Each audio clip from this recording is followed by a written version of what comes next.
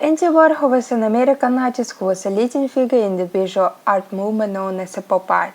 In 1983, Andy Warhol produced Endangered Species, a series of silkscreen prints in his iconic vivid style.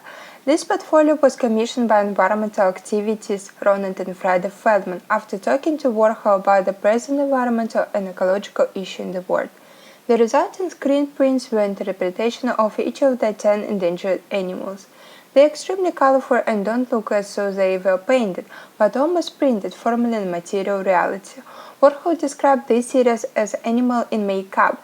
These animals were depicted in Warhol's signature manner that was used in his celebrity portrait. So he equated them with his famed subject of the past and drew attention to their individual importance and critical condition. For him, the way that he created this picture was to bring a kind of attention to something that deserved attention at that moment. They were animals not only from the United States, but almost across the world. Gravy zebra originally lived in semi-arid scrubland and plains in East Africa. Hunting habitat loss and competition with livestock for access to water has led a rapid decline in their population. They are now found only in northern Kenya and southern Ethiopia. Largely protected in Ethiopia and protected by a hunting ban in Kenya, the zebra's population has been considered stable since 2008. When Warhol produced his prints, the main pressure on the African elephant was ivory hunting. An international ban on the ivory trade came into effect in 1990, so the main threat to this species is now habitat loss. Efforts to conserve the black rhinoceroses, including a crackdown on the illegal trade in their horns, had been rewarded with a rhino renaissance in recent years. But when Warhol produced this portrait in 1983, the total population of these animals had already crashed below 50,000. 95% of population of Siberian tiger inhabits in far east of Russian protected area.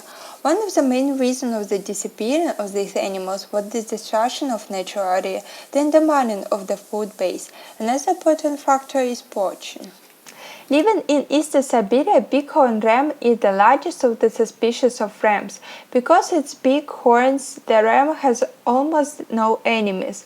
The only exception is a human. The main causes of dangerous population decline are poaching, habitat reduction, pasture competition with domesticated reindeer.